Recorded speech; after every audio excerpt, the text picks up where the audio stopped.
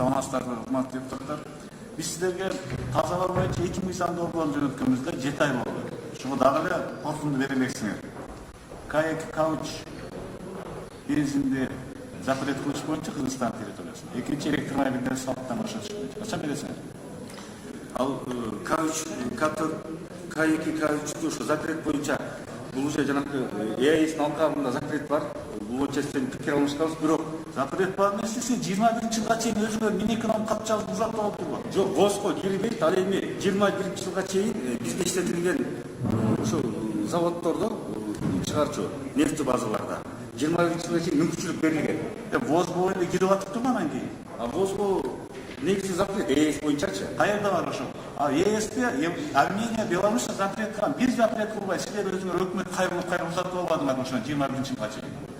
20-жылга чейин ошо 21-жылга чейин силер өзүңөр суранып атасыңар, ошол сапасыз бензин кире берсиңер. 20-жылга чейин К3ге биринчиден жок кылуу, экинчиден ошол оборудованияларды ошо талапка ылайык жасоо, К3, К5га ыңгайлаштырыш керек болчу да. Ошол себептен 21-жылга чейин мүмкүнчүлүк берилген. А так ВОЗ жок. Сиз анда ушуга мага расмий кат бериңиз, 73-окуга чейин ушу боюнча. Жарайт. Бирок силер анда эмне коркуп бербей атасыңар? Ошентип бербейсиңер анда. Биз коркунуп бергенбиз. Качан бердиңер? Күтүп атабызбы биз мыйзам чыгарабыз? Сен корктуңбу? Тактайбыз, даяр коркунду. Электромобиль боюнчачы. Электромобиль боюнча минеконун толуккан иш алып барган, ал жерде ар бир гос органдарга пилоттук кылып анализ жүргүзүлгөн. Бул боюнча өкмөткө минеконун сунушун киргизген. Чечүү максаты боюнча пилоттук кайсы гос органдар электромобиль өтөт деген. Ушул нерсе боюнча 3 ай мурун биз комитетте биринчи окууда караганда сиз келип айттыңыз эле. Болду, заключение бир жумада беребиз. 3 ай болду да. Артка жылдырып турбайбыз, заключение керекчек бул маселени.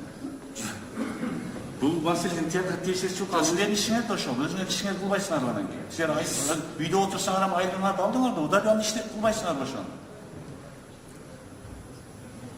Силердин ишиңер да ошол. Үйдө жөнүнө жатып алдыңар куттасын. Ошо өкмөттөн тактап туруп бизге кайра киргизебиз. Сиз бул 3 ай мурун айткансыздар, тактап берем. Болду, бир жумада чечим. Негизги маалыматты сизге барып бербедим белем. Жок, сиз берген жоксуңуз. Сиз заключение болду, биз коркунду беребиз деп айткансыз, бирок берген жоксуңар да. Бул февраль айында болгон бул нерсе. Сөз. Бүгүн май келип атат. Канча убакытта тактап бересиз? 10 күн убакыт бериңиз, окончательно ошо корутуусу менен биз маалымат так беребиз.